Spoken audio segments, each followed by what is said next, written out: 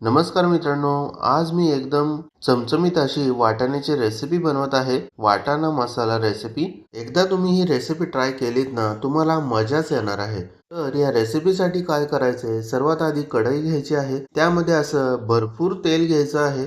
तेल गरम झाल्यानंतर मोठ्या आकाराचे 2 ते 3 कांदे मी उभे चिरून घेतलेले आहेत. ते आता तेलामध्ये घालूयात. आता हे कांदे आपण एकदम कुरकुरीत होईपर्यंत फ्राय करणार आहोत. त्यासाठी आपल्याला 3 ते 4 मिनिटांचा वेळ लागणार आहे. सतत हलवत राहून हे कांदे आपण कुरकुरीत होईपर्यंत फ्राय करून घेणार आहोत.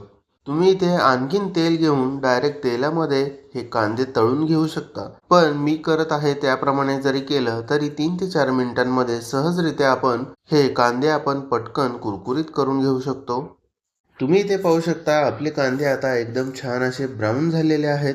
आता आपण हे कांदे एका प्लेटमध्ये काढून घेऊयात. प्लेटमध्ये काढल्यानंतर थंड करून आता मिक्सरच्या एका छोट्या भांड्यामध्ये 1 वाटी फ्राय केलेले कांदे घ्यायचे आहेत. त्यानंतर तेवढ्याच प्रमाणामध्ये एकदम ताजं दही घ्यायचं आहे.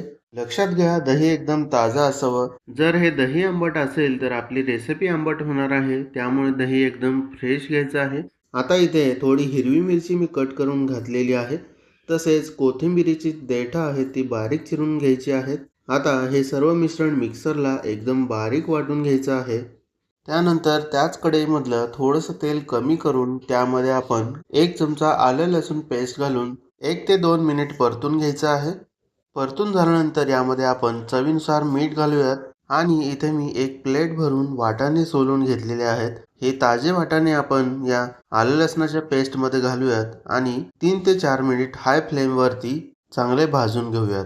वाटाणे चांगले परतून घेतल्यानंतर त्यामध्ये थोडीशी हळद घालूयात. नंतर इथे थोडीशी कढीपत्त्याची पावडर घातलेली आहे. ही पावडर कशी बनवायची त्याची रेसिपी सुद्धा शेअर केलेली आहे. ती तुम्ही नक्की पहा. आता इथे मी 1 चमचा बडीशेपची पावडर घालत आहे. 1 चमचा जिरे पावडर, 1 चमचा चिकन मसाला.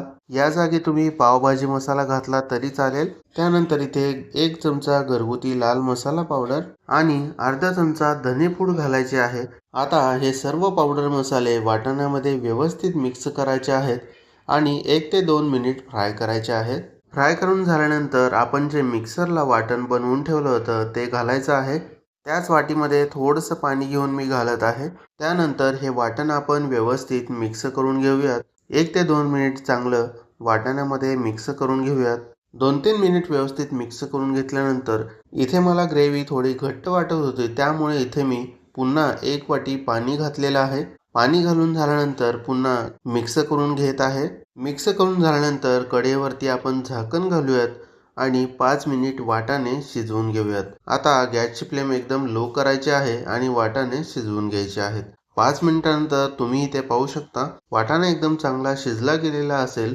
आता इथे आपण थोडीशी कसुरी मेथी घालूयात आणि बारीक चॉप केलेली कोथिंबीर घालूयात. हे दोन्ही वाटाण्याच्या भाजीमध्ये 2-3 मिनिट मिक्स करून घ्यायचं आहे. 2 ते 3 मिनिटानंतर इथे आपली वाटाणा मसाल्याची रेसिपी तयार आहे. एकदम चमचमीत क्रीमी अशी ही रेसिपी आहे. तुम्ही नक्की ट्राय करा. तुम्हाला आवडेल याची मला खात्री आहे. ही रेसिपी कशी वाटली ते कमेंट करून सांगा. रेसिपी आवडल्यास इतरांना शेअर करा आणि चॅनलला सबस्क्राईब करा. भेटूयात अशाच एका नवीन रेसिपीसोबत. धन्यवाद.